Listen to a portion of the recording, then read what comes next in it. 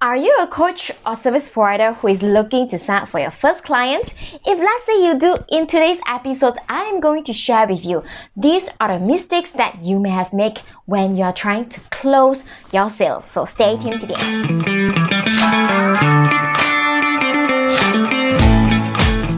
This is June because I was born in June, and welcome to my amazing life today. So if let's say you haven't downloaded our free 30-day live video ideas, get it at link.junlo.co/free30 and to join our Facebook group at www.amazingstory.co for more free mini masterclass and trainings. Alright, let's come back to this topic. Okay, these are the mistakes that I make in the past when I was just starting out as a coach in closing sales, and I don't want you guys to repeat the mistakes that I do. So the first ever mistake is that when I was jumping on sales and strategy call, I didn't set the stage. So what do I mean by setting the stage? Alright, it's very important that how you handle the strategy call, whether it's like usually it will be like a free 15 minutes or free 30-minute strategy call, right?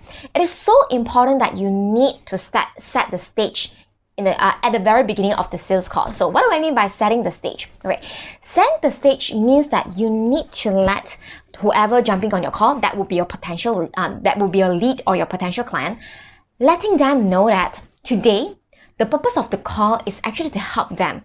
Right? And then while you want to help them, you need to let them know that they need to be honest and then not sugarcoating anything during the call. Because sometimes, let's think about it. Sometimes if let's say you are a stranger to the lead, to the potential client, it is sometimes hard to tell anything that's happening in whether in our business or whether in our personal life related to the personal problem or business problem that we have to a stranger over the call, right? So that's the reason that you need to set the stage at the very beginning of the call, letting them know not to sugarcoat anything about their life or their business so that you get the accurate information that is able to help them. And you also want to tell them, hey, you know what? Even if after this call, if let's say I think that you are fit for the program, I will actually invite you, or it's either program or for my services, right? Depending on what services you're offering. You have to let them know that it is okay to say no to you, and when you give your potential client the kind of relief that you wouldn't take no personally, they will then tell you the truth, because we don't want the call ended up that you offer something, you offer a solution. At the end of the day, the client will just say, you know what, I'm just going to think about it. Yeah, it sounds good, but you know what, I'll just let you know tomorrow. We don't want that answer, because it's either you want to work with me, you like my advice, all right, or you don't want to work with me. Because when you know why your client didn't want to work with you, that's where you're able to handle objections, right? Is that correct? All right. So the second tip is that giving too many of the hows, all right? So what do I mean by giving too many of the how? When you teach your potential client over the strategy call a bit of how, like how you should do things, how you should do that, like very technical, very step-by-step basis, like very procedural based, you are creating more problems for them. You are not solving their problem. Okay, let's think about why your potential client jumping on a call with you. They have a concern. They have a problem to solve, and they are kind of like getting anxious about a problem. So our job, it's just like a doctor. We should be listening to the symptom that they have, whether in their life or in their business, listening to them, and then try to prescribe them some medicine. And when I prescribe the medicine, I wouldn't tell you, you know what, this is the paracetamol, and this paracetamol is made of this and that, and you just need to like, no, you just need to literally give the medicine to the client, and then they will know how to solve it, right? So that's why, remember, your goal in the strategy call is to reduce the anxiety of your potential client by letting them know that you can help them to solve the problem. By listening to them, it's not like you constantly talking, but rather it's the other way around. You need to listen to what they have to say, and then you give them some direction, suggestions, but then not how to. Does it make sense to you? So if let's say you've been liking this episode, give me some comment down below, or hit the like button, or subscribe to our YouTube channel so that YouTube will know that this is a great video to showcase to others as well, right? So tip number 3, okay, you need to be very clear about the results that you are bringing to your clients. Never ever over-promising. I've seen this so many times in the past, whether I'm seeing for my students as well as for my friends who are offering like coaching or providing service as well. All right, they over-promising what they can do. They are just looking at the money wise, the money they are getting, but then they kind of like forget. In order to charge for the money, you need to be able to produce the results for your clients.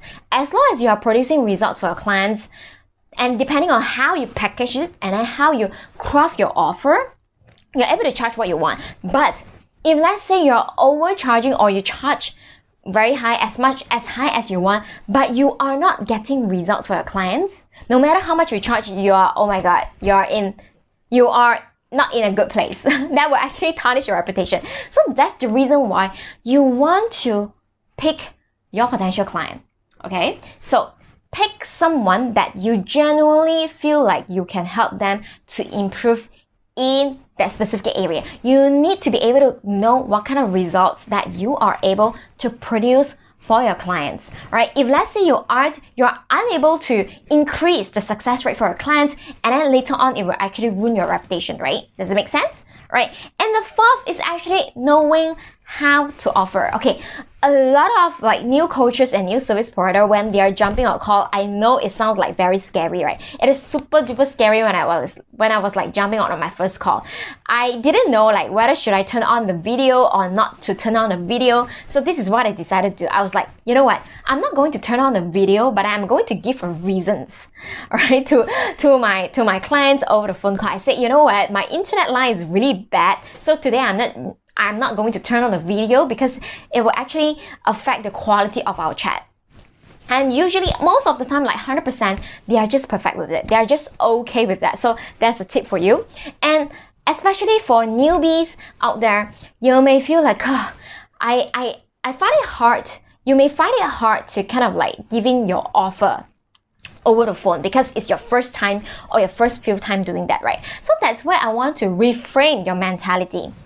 The reasons that you're jumping on a call or you're helping this potential client, from your point of view, because you want to close a deal, that's the reason that you feel anxious about telling your potential client about your offer. But from your potential client point of view, they are looking for someone to be able to solve their problem.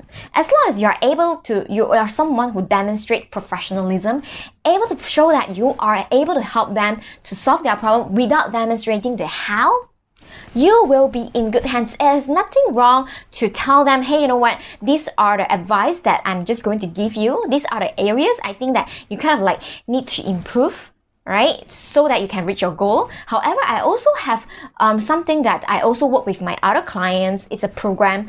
Just wondering whether it's something that you'll be keen to know more, right?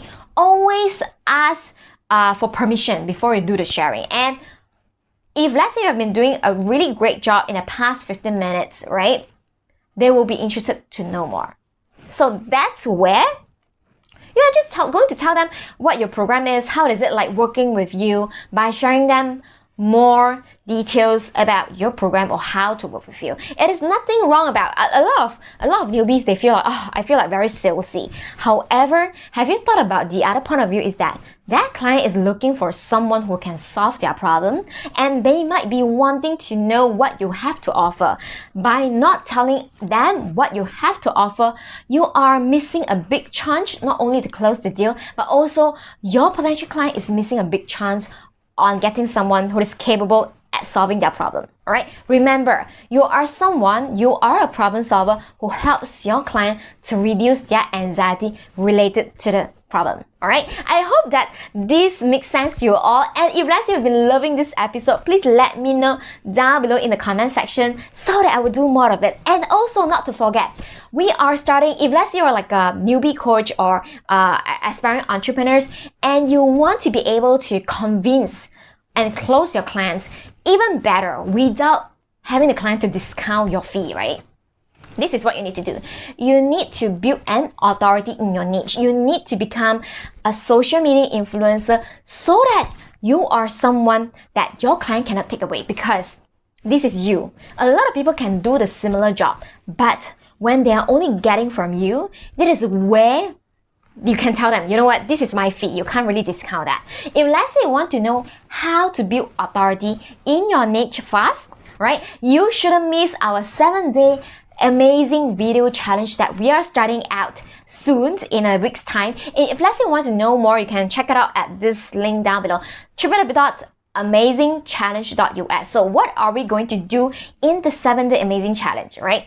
In this 7-day amazing video challenge, we are going to do live videos together from 0 video to 7 videos in a week with proven system and proven process that I call MAP system that helps more than 90 students of mine from 0 to 7 videos in a week, even though they are just total beginner. They have never done video before and they are really have no idea what to talk about, because the entire challenge that we are going to roll out is that you do not have to prepare anything, but you just need to give me about 15 minutes to 25 minutes per day. I'm going to give you a video topic and also going to ask you 3 questions per day.